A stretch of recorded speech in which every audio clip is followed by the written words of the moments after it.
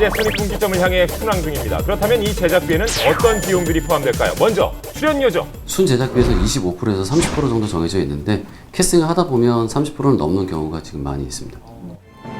헐리우드 배우들이 대거 출연한 설국열차는 출연료의 비율이 얼마나 될까요? 퍼센티지로만 전체 예산 안에서 한 20% 정도 차지한다고 보시면 될 것 같습니다. 한국 배우, 외국 배우 모두 합쳐 출연료는 80억 정도랍니다. 헐리우드 시세보다는 낮은 액수라네요. 그렇다면 한국 배우들의 출연료는 어느 정도일까요?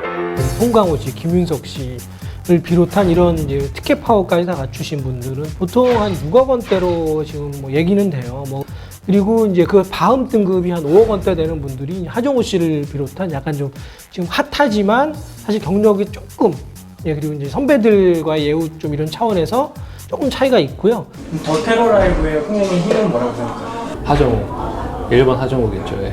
굉장히 연습을 많이 하신 분이에요, 저는. 예. 항상 그 대본을 진짜 마르고 닳도록 읽고 또 읽고 줄치고 메모하면서 매 회차마다도 그냥 쉬 오는 법이 없어요. 탑스타를 캐스팅해서 투자를 요청했을 경우 투자자 입장에서는 조금은 더 안전하다고 생각하기 때문에 투자를 결정하기가 좀 쉽습니다.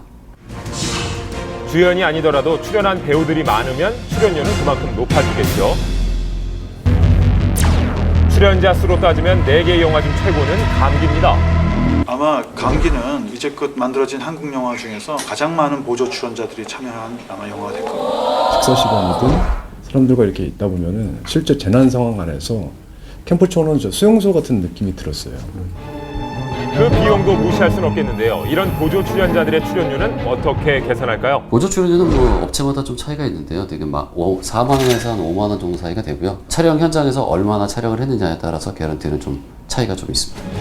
한 씬에 최고 300명까지 동원됐다는데요. 그럼 하루 평균 1,500만 원이 들어가는 겁니다. 촬영 횟수가 많으면 그만큼 비용도 늘어나겠죠? 영화 제작은 시간과의 싸움이라고 합니다. 몇 번을 촬영하느냐가 중요하다는 겁니다. 회차도 어떻게 보면 제작비랑 좀 연관이 좀 있잖아요. 굉장히 큰 파일을 차지합니다. 72회차 3개월. 촬영은 4개월, 3개월, 4개월, 47회차. 저는 총 26회차.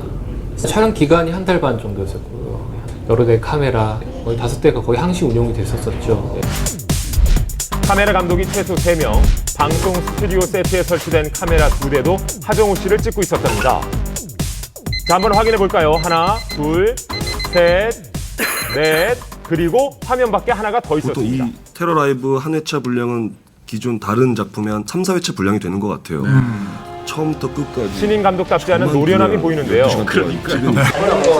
그렇다면 감독들의 연출료는 어느 정도일까요? 연출료 신인은 5천만 원 미만으로 알고 있어요. 그리고 이제 두 번째 작품, 세 번째 작품이 되면서 조금씩 이제 그 개런티, 이제 감독의 개런티도 또 이제 올라가는 거죠. 그래서 윤호 감독님 급은 뭐 거의 이제 뭐 그분은 사실 뭐 달라는 대로 줘야죠. 뭐. 사실 영화 규모가 커지면 부담도 신경 쓸 일도 커집니다. 400억의 돈을 쓴다는 것은 뭐 저로서는 처음 해보는 작업이니까 부담스러운 건 사실인데 그만큼 준비를 세밀하게 했고 뭐 시간과 예산에 누수가 없게끔 숙제였죠. 설국열차 제작에서 가장 큰 비중을 차지한 건 영화의 배경인 열차 세트였습니다. 대략 500m가 넘어. 그걸 다 만든 거야. 그 칸 하나하나가 정말 큰 숙제였죠. 많이 고민을 했던 부분이고. 헐리우드에서도 이렇게 어마어마한 세트를 만들어 온 적이 없어서 그 유수의 배우분들도 오셔서 입을 쫙 벌리고 놀래셨죠. 이분이요. 굉장히 유명한 분이시잖아요.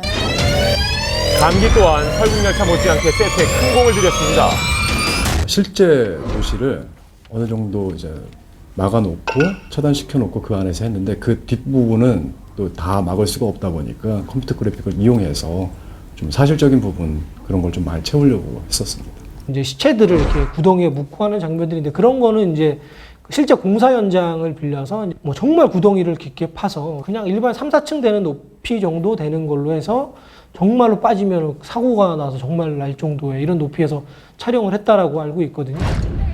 반면 더 테러 라이브는 CG 비용을 줄이기 위해 폭파 장면을 방송 중계 영상으로 대체하기도 했죠.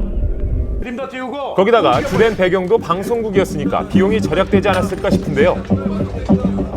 거의 이제 저희 같은 경우는 세트 시공 비용이 굉장히 좀 적잖이 들었었고 이제 실제로 세트를 기울이는 어떤 장치가 필요했었기 때문에 그게 비용이 좀 상당수 영화가 이제